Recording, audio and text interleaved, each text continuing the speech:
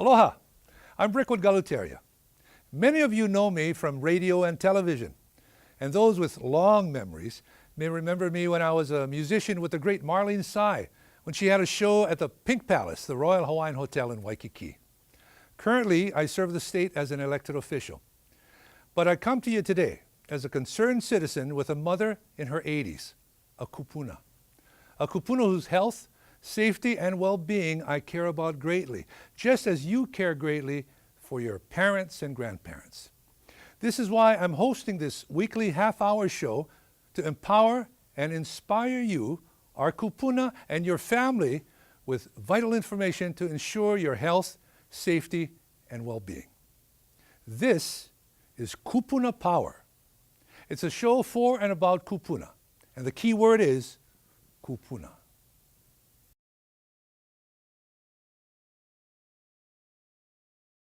Kupuna is defined in the Hawaiian dictionary as a revered elder, a person valued for his or her wisdom, a person who holds a position of respect and responsibility. While not age-specific, you cannot be a kupuna at age 30, 40, or even 50. And even if you're older, you can only earn this status by living consciously with awareness, wisdom, and compassion. So, what is Kupuna Power? Kupuna Power enables that consciousness. Kupuna Power is self-determination, authority over how your life will be lived, where, and with whom. To do this, kupuna must know the resources available to them, resources that guide them to make the right decisions, the right choices, empowering them as their own advocates. Kupuna Power is choice. Kupuna Power is relationships, treasured, nurtured, and protected. Kupuna Power is contribution to community, the giving of oneself that helps establish a sense of belonging and identity. Kupuna Power is dignity and respect. All people have the inherent right to be treated with dignity and to be respected as a whole person. And finally, Kupuna Power empowers kupuna and those who love them with the knowledge of what resources are available from the city, state, and federal governments. So, please join me every Monday at 8 a.m. for Kupuna Power on Olelo 53 for a half hour when we share great information for and about our senior citizens with a little levity and entertainment. I'm Brickwood Galuteria, a concerned citizen who, like you, cares greatly about community, family, and our kupuna. Mahalo and aloha.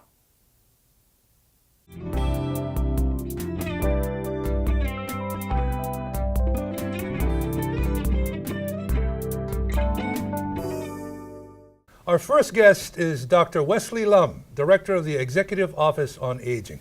Aloha, Wes. Hi, hello. Welcome to the inaugural Kupuna Power. Thank you very much. Appreciate what you do for our community. Why don't we start from the top? Exactly what is the Executive Office on Aging? What do you do for our kupuna? Well, our office is the Executive Office on Aging, and basically we work on the policy level to really improve the quality of life of seniors. Because, you know, aging is so broad and complex and really affects everybody in so many ways. The main focus of our office is to really concentrate on really changing the system, improving the system in the way in which we provide long-term supports and services in home and community-based settings. You know, long-term, when should we start thinking about this? I mean, I've often been told, oh, you know, say insurance, long-term insurance, okay, yeah. I should start thinking early on this. And many times we start thinking too late because we're already there. What does long-term care mean? Long-term care is, you know, it's health care, it's social care, it's the things that, the services that keep you in your home for as long as possible, you know, preventing higher levels of care. Assisted living? Assisted living, yeah, that's a form of long-term care in a residential, in a different type of residential setting. Well, so we're moving into this age where I'm hearing silver tsunami. I'm hearing, you know, just obviously the baby boomers are moving into this higher age bracket. Now, what does that mean? How does that affect the services offered to them from the state level? I know that you partner with the city and the feds. Tell us a little bit about those, the nexus in all of those areas. Well, it's really because of our aging network that was formed because of the Older Americans Act back in 1965. And we have our state office on aging, executive office on aging, and you have our county offices on aging. So a lot of the federal and the state funds come through our office to the counties who really know their constituents the best. And they're the ones who work with the older adult and their families to provide those things such as services like nutrition services like home delivered meals or congregate dining sites or personal care services like bathing or transportation services, rides to adult residential, to go shopping or something like that. Oh, you mean my mom can call them instead of me? Yeah, exactly. Thanks. Okay, I understand. Is there a definition for successful aging in Hawaii? Yes. Successful aging, this is a good question because what we're really trying to do is shift the spotlight from looking at aging and kind of that perspective of aging as a deficit to something aging as an asset. And that successful aging is a cultural shift and a way of looking at it as a way of getting involved, keep staying engaged, healthy aging in terms of keeping your physical health, your spiritual health, your mental health, emotional health alive and thriving, so that we can, again, prevent the need for long-term care, like you mentioned, and keep people healthy for as long as possible. Well, health is important, right? Because in terms of the state, if one is not healthy, someone has to take care of it, someone has to pay for it, and in many ways, the services that are offered, someone has to pay for those services. Yeah. Now let's talk about what the state offers in terms of services. If I have a problem, if I'm a kupuna, where can I call? Who can I reach out to? How does that work? We advise you to call the Aging and Disability Resource Centers. That's the single access point to help families navigate through the system. That's a big clearinghouse? Yes. Okay, so if I need a particular service, then I'll call the Aging and Disability Resource Center, ADRC. Correct. ADRC. That's right. Where do I get their number from? It's 643 ADRC. And 643 ADRC. Maybe I should get my friend Frank De Lima to come and say that so many times. 643 ADRC. Yeah, okay, and he'll link you to the appropriate county ADRC to be able to make those assessments, help triage you to the correct provider. Okay, good. Provide all that. That's right one there. call. One call does it all. Exactly. Okay. We're very pleased to have as our first guest on Kupuna Power, Wes Lum, who's the Executive Director of the Office on Aging, the Executive Office on Aging. We're going to be sure to get him back on the show because we need somebody like him to keep reminding us that the services are there available for us. Thank you very much, Wes. Thank you. Aloha.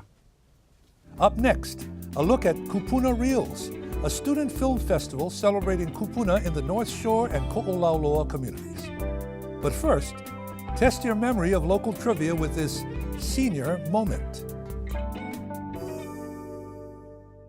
I think the big picture tonight was a celebration of our kupuna. I mean, all races and cultures know the wisdom, the keepers of the knowledge are the elders. Tonight, kids got together and they used cameras that Olelo provided as a tool to look at the beauty of their elders, their voices, their stories, and what made me happy, the traditional values that help people be successful in media, successful students, know how to have relationships, and the kids use this to gather the knowledge from their kupuna. My grandpa wants the best for all of his grandkids. He wants to see us succeed, but in succeeding, he also wants us to learn more about things that we struggle with, because there's always going to be struggles, and he always wants us to thank God for our talent and also to thank God for our achievements that we've made throughout what we're doing. Well, I feel very blessed, and I love being able to go out there and learn from him, especially someone that really knows the water good.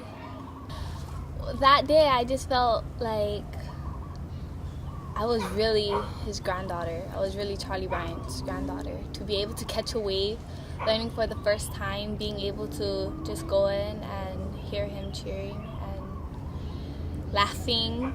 I think early on when we started this film club idea, we knew we needed help if we were going to become filmmakers that kids can do something. So the very first Kupuna we went to was a producer. He was staying at Turtle Bay. And the kids were stoked by what they learned, and we tried to put that into play. And the next one was a writer.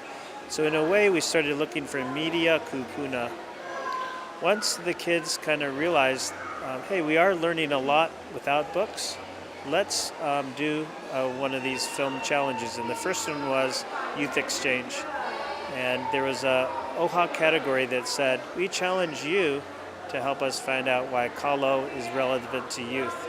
So they said, let's use the reporter skills we have and let's go interview Taro Kupuna.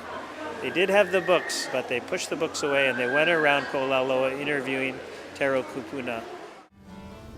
Instead of reading about it, we went to find the experts on Kalo. We got to interview Auntie Kuipo and Auntie May. Good morning, Auntie May. It's a wonderful day in Kana Valley.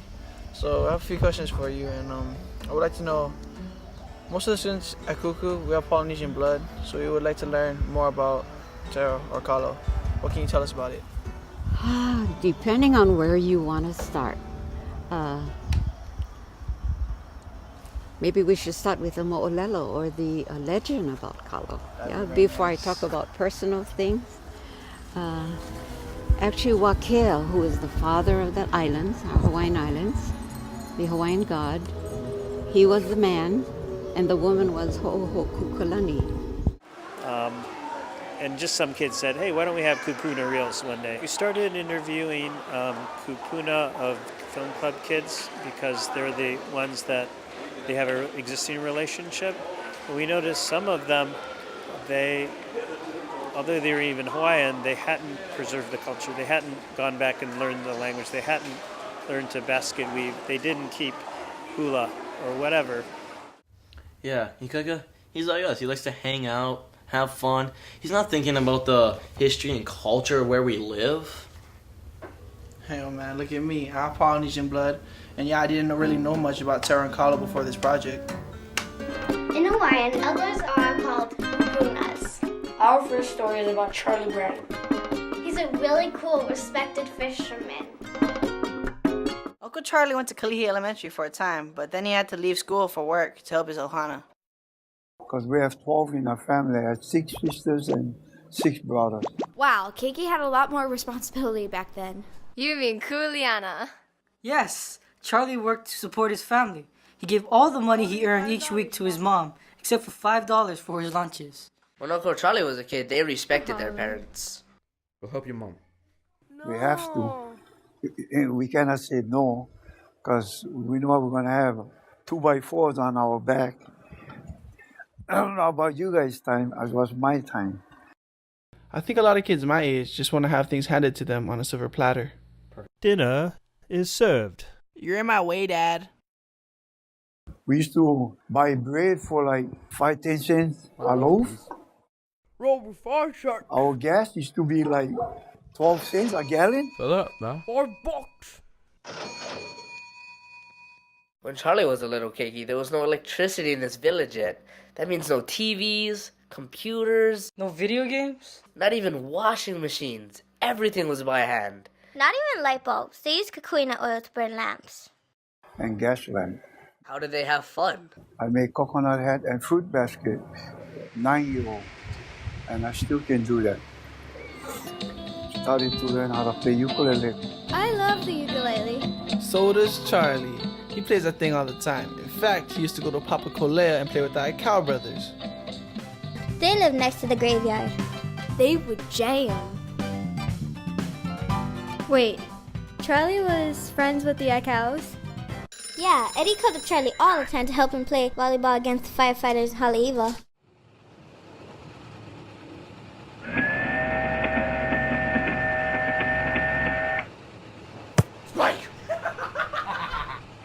We brought real young kids, like the younger the better it seemed, the ones that are still shiny and excited to learn, and they're, oh, Buffalo Kealana. The Kupuna, I see, ignore the camera, they ignore the adult producers that are mentoring, and they're really opening up to the kids. And I've seen them cry, I've seen them laugh. I see them tell stories and remark. This is the first time I told this story in 30 years. But it was the faces of kids and the motivation to truly pass the culture to someone that's going to make a difference too. One day, Kalani brought his grandfather in, Charlie Bryant, and he said, "My grandfather is amazing." And I've heard that before because I know kids love their grandfathers and grandmothers. But he says he's the oldest talented fisherman. He's the best ukulele player on the island. I was like, wow, he's got to be good. He weaves baskets. He teaches us to preserve the culture. I never heard a kid acknowledge that this is valuable. And when we brought him in the studio, our mouths were open. We were thinking, wow, this guy's a movie. It's not a short, this guy's a movie. There's so much magic and history and intelligence, not only the hokulea, the music, the dance, but in who they were, like ho'oponopono. There's so much magic in their culture, but if they are princes, kings, and queens, they're dying. Every few years their blood is being cut in half. There's only a few. It's gold. There's gold in the hills of Ko'olelo, and I think the only ones that can get this gold are their own kids. Watch the kids. I want them to get scholarships for college. I want some to get media careers. I want them to put stuff in the Bishop Museum. But the things that I see happening, like tonight, I see things that make quality life and make happiness. So maybe it's not to become the best basket weaver, the best fisher, but how to share teamwork in fishing in a traditional way, or sharing, or being part of a family, or listening longer. Listen for an hour instead of 10 seconds.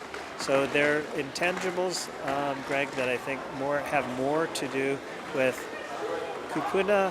Not only have principles for how to be successful at skills, but how to be happy. Tonight I saw more clearly that if we're really gonna enrich our kids to help them make them successful, we have to continue building ties to their kupuna, the keepers of the knowledge, the keepers of happiness. And I think media is a beautiful way to do that, and it's a fun way to learn.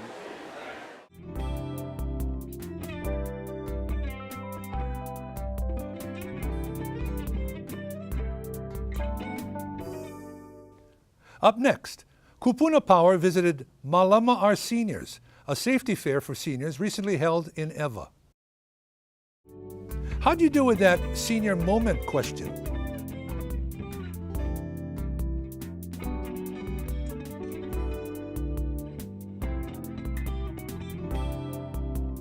Here's another test of your local trivia knowledge.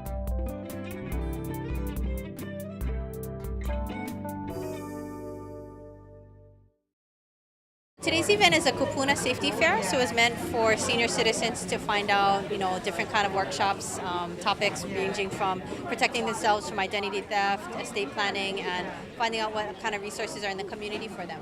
These are our vendor booths, so we had about 30, including a van outside doing vision screening for diabetes. And so it's just basically everything ranging from lenders to housing to first aid to all that kind of things for them to check out.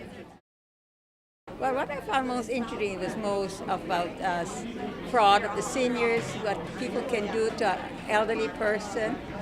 That was most interested in it, and I enjoyed it. Well, I learned you can't trust everybody, and you must listen and make sure that you hang up and you don't know who you're talking to. All throughout the island of Oahu, we're seeing a dramatic increase. A lot of the things that we're seeing on the mainland have migrated now to Hawaii. The reason that elders are being victimized is because they have the money. I mean, they spent their entire life gaining assets. These criminals want that property. They want it. They don't want to work 30, 40 years to get what our kupuna have earned. And so these criminals, they're lazy in a sense that they don't want to take the same responsibility, make the same sacrifices that our seniors have done all their life to earn what they have. They're looking for that shortcut. The different types of scams, like the most popular one we're seeing right now is the advanced fee frauds. Those are frauds where they ask for a fee in advance before sending you money. They typically come in the form of sweepstakes or lottery winnings, where a person will be contacted and say, congratulations, you won money. However, you have to pay a tax or a fee to collect it. A woman got a letter saying that she won this amount of money, and then they started asking her for fees. They started asking her for, in order to collect this $2 million, you have to pay us $100. And then she got another letter saying, oh, now you need to pay us $200 to pay for this additional fee or tax. She kept on getting these letters incrementally, so at first it didn't seem like a lot of money, and so she felt like, okay, just one more letter, one more fee, and then I'll get the money. And it was similar to playing a slot machine, where you get like the first like cherry, and then bar, and you think, ooh, almost. One more spin at the wheel. A strawberry, bar. Ooh, almost. And so that's how she felt. She was playing a slot machine until she basically ran out of money and couldn't play anymore.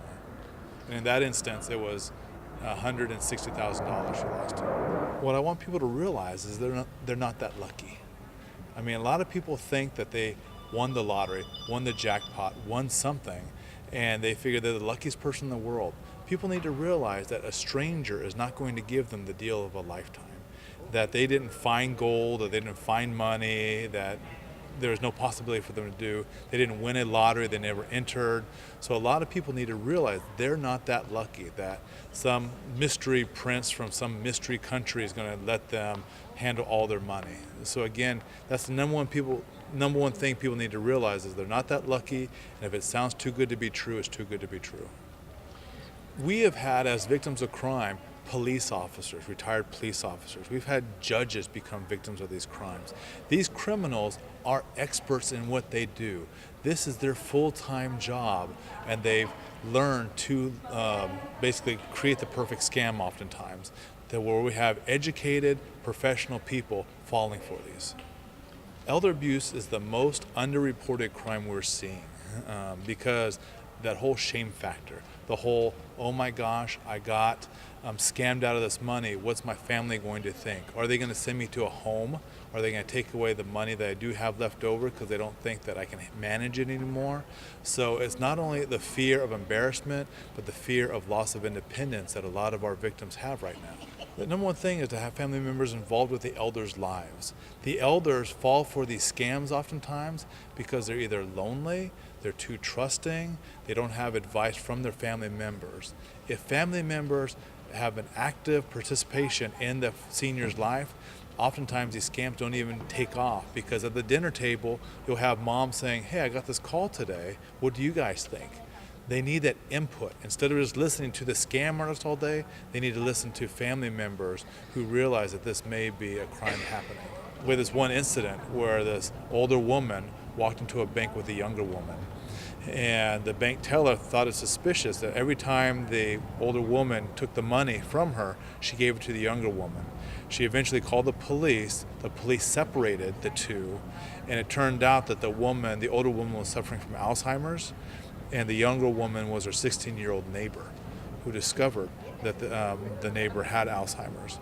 And so that was just one incident where we're seeing tellers become more and more active, spotting the danger signs of elder abuse and intervening. We're big into education, and we need to raise awareness this crime is happening, and that's why the prosecutor's office is going to different banks and financial institutions and helping them set up trainings for their employees.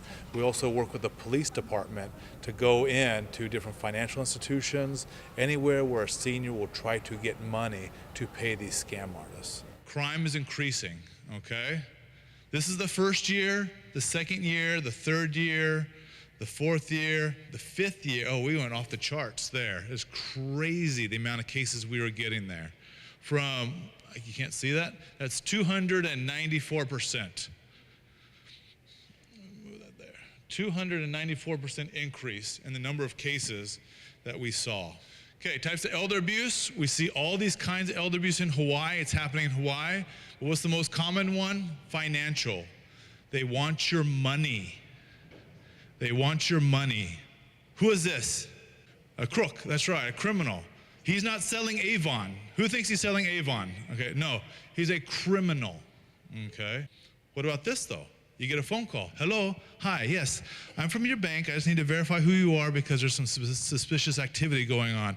Oh, okay, your name is Claire Yokotama? Okay, Claire, can you give me your account number? Because it seems like someone's trying to take money from you. And so can you go ahead and just give me your account number and your PIN number, and it will stop that criminal from taking money from you. We promise, I'm from your bank, I swear to goodness. Okay? Or what about these people here? Congratulations. You've won $20 million in a lottery you never entered. And all you have to do is pay some taxes beforehand, and we'll send you the $20 million. Yeah. And they sound all articulate. They have the big words and everything. These are professionals, okay? Someone told me this the other day, and it makes so much sense. We go to work 40 hours a week, okay? We become very, very good in our job. Some of us are experts in what we do. That's what a criminal is. That's their full-time job. They are experts. They get up, and their whole work is on the telephone, on the computer. They are very, very good at what they do. Okay, what is this? What's financial exploitation? Cashing checks without permission, forging, signing signatures, improper use of power of attorney, scams. We had this one guy. What happened is he called the police, and he said that, oh yeah, my son took 12 checks from me, wrote them for $1,000 each, okay, and took $12,000 from me. So the police asked him, okay, you want us to arrest him? Oh, no, don't arrest him, please. A month later, he called the police again. What happened is that he did it to his sister as well. Well, today I found that the fraud was very interesting because I've been getting that kind of things happen to me. And I wondered what I should do about it, and now I know. It was surprising to me that our children take advantage of us the way they do, and we're not aware of it because of our age and, things like that. One important thing that I'm concerned about really is the issue of fraud. Phone calls that are made to our seniors while they're at home, asking for their personal information, and people trying to attain that. I just hang up the phone. About 2 weeks ago, I had a phone call that this person was identifying himself from blank company, and I knew something was wrong because they were asking for social security number and my birth date, and I told them I don't think this is legitimate, and I hung up. Oh, I learned from the prosecuting attorney office, which we visited today in the gymnasium, and it taught me about scams.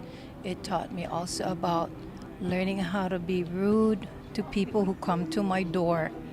At times we need to do that. At times we can be very vulnerable at our age, and we have to still be tough. The feedback has been positive. I think that's our primary concern, that the people who did attend did walk away feeling it was valuable. They learned something new. They feel better equipped.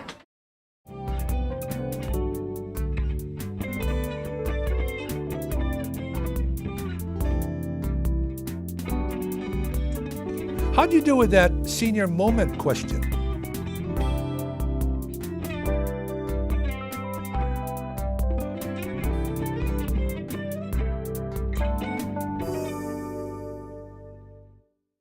There you have it. I hope you like our show. Join us next week and let us empower and inspire you with more ways to improve your health, safety, and well-being. Tune in to Kupuna Power. Aloha, malama pono, ahui ho.